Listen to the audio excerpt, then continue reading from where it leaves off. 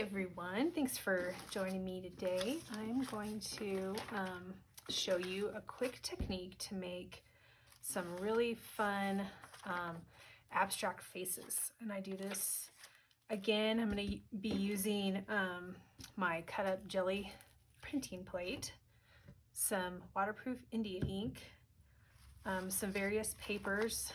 This is just copy paper, a little bit nicer copy paper.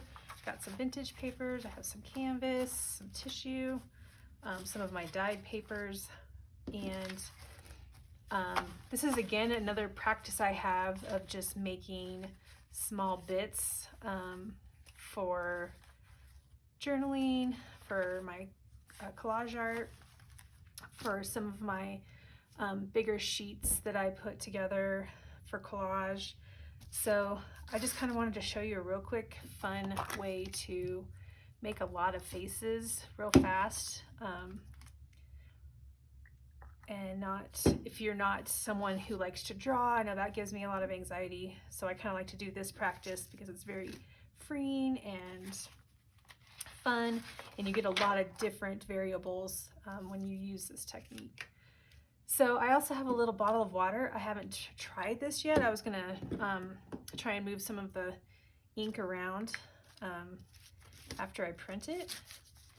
But basically I use a mark making tool or a small paintbrush and just start making the idea of eyes and nose, mouth. And then I'll put in some little marks for the face and hair and neck. And then I'm gonna take my paper and I'm gonna do a quick print. And then I'm gonna go straight away to another print. So you get about 2 prints out of each little painting. And usually the second one's kind of neater. But work quickly again. I know I always say that, but that's really the key of this practice, is just kind of not overthinking it. You're going to get a lot better results if you just kind of go about it in a free nature. So I'm just going to work a little bit on these different kinds of paper to see what happens.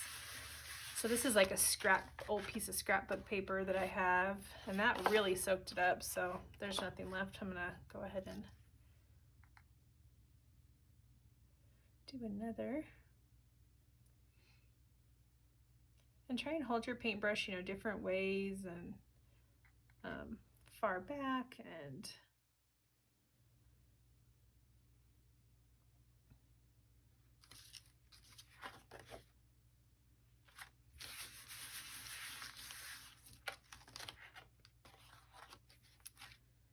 so let's do one where I'm gonna spritz it. So I'm gonna be real delicate with the ink on this one because I want it to kind of move around once I'm done. So I'll take some of it off.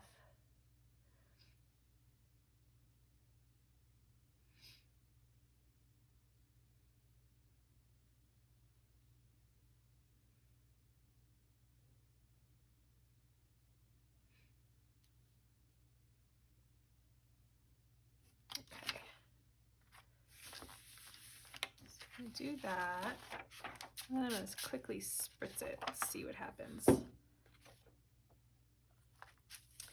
So these first prints, I always go back and coffee dye or tea dye over them, but that made a really neat abstract face. And a fun thing to do with these, as you add more layers, is collaging or cutting them in half, or putting them together in different ways. Like maybe I would cut this in half after it dries, and I would add it to another piece and kind of play with it that way. So There's a lot of ways that you can play with these. So just go through, and I'm just going to go through and I'm going to print most of my pages. I'm going to try some different tools, some thicker paint brushes, and I'm going to play with the water a little bit and see what that does. Just have fun with this. Some of the paper, you can see it like goes straight through.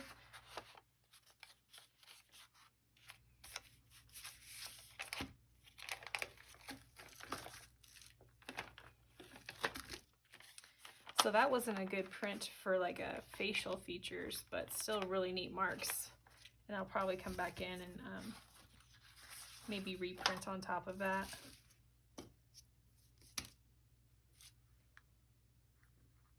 And if you need to, like I have some vintage photos of my family that I keep nearby if you're feeling a little stuck. You know, grab some inspiration out. And that kind of helps too with just being spontaneous and free.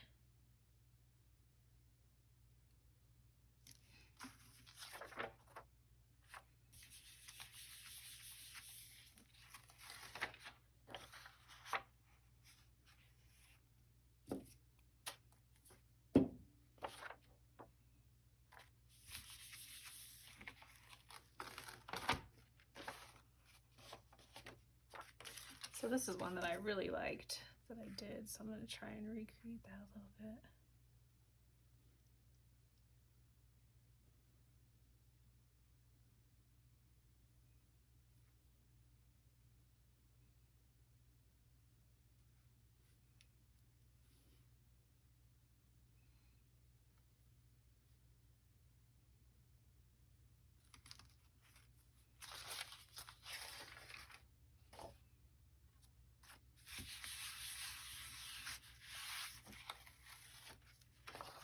Really cool.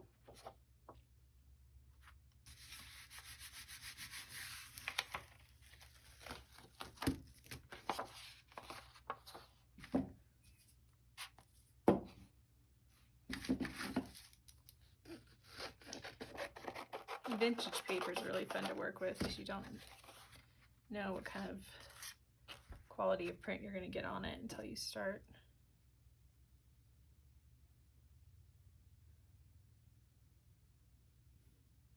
This is a really cool time to just play with different sizes and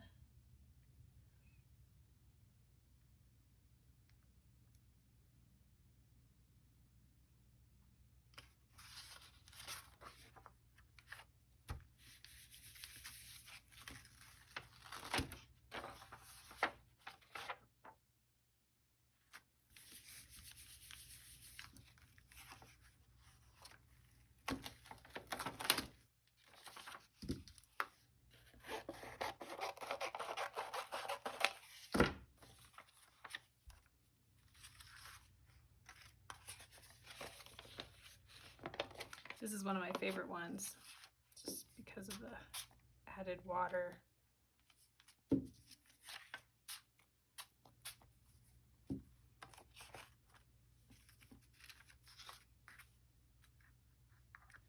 So let's do a little bit larger scale.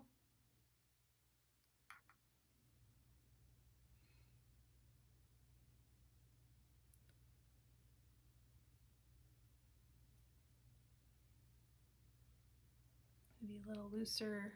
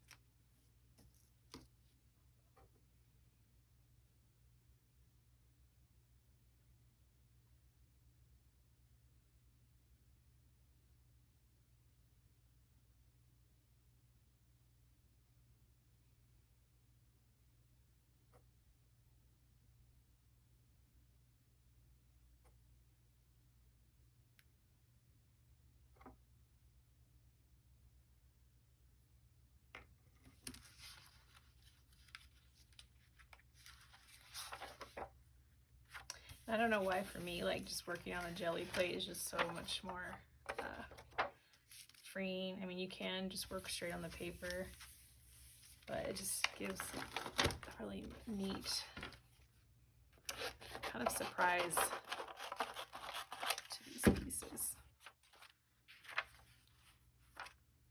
So I really like how that eye turned out. It's really cool. So I'm going to try and do that again.